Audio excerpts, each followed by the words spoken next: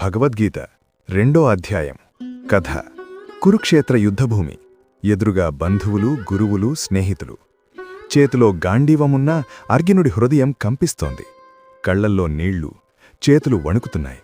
ఇంతమంది నా వాళ్లను చంపడం ఎలా అని విల్లు నేలపై పడేసి కృష్ణుణ్ణి చూస్తాడు. అప్పుడు శ్రీకృష్ణుడు మృదువుగా నవ్వుతాడు.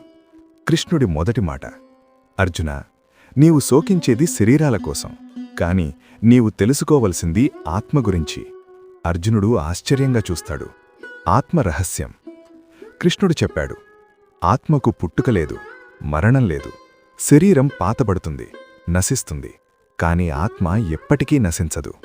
అర్జునా, మనిషి పాత బట్టలు వదిలి కొత్తవి వేసుకున్నట్టు ఆత్మ పాత శరీరాన్ని వదిలి కొత్త శరీరాన్ని పొందుతుంది. అర్జునుడి మనసులో మొదటిసారి భయం కాస్త తగ్గింది. కర్తవ్యం గుర్తుచేసిన కృష్ణుడు గంభీరంగా అన్నాడు: నీవు క్షత్రియుడివి. ధర్మం కోసం యుద్ధం చేయడం నీ కర్తవ్యం. కర్తవ్యం వదిలి పారిపోవడం ధర్మం కాదు, పాపం. అర్జునుడు తలవంచాడు. తన బాధ కంటే ధర్మం పెద్దదని అర్థమవుతోంది.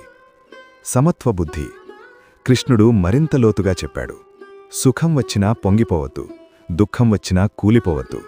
లాభనష్టం, జయం పరాజయం అన్నీ ఒకేలా స్వీకరించాలి. అర్జునుడి మనసు ప్రశాంతతను తాకింది.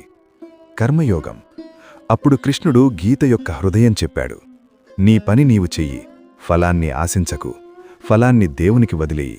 ఇది విన్న అర్జునుడికి జీవితానికి కొత్త దారి కనిపించింది. స్థితప్రజ్ఞుడి కథ. కృష్ణుడన్నాడు: ఎవడు కోరికలకు లోబడడు, కోపానికి లోబడడు, భయానికి లోబడడు, అతడే స్థితప్రజ్ఞుడు. అటువంటి వాడే నిజమైన విజేత. అధ్యాయం ముగింపు. అర్జునుడి కన్నుల్లో ఇక భయం లేదు. మనసులో సందేహం కరిగిపోయింది.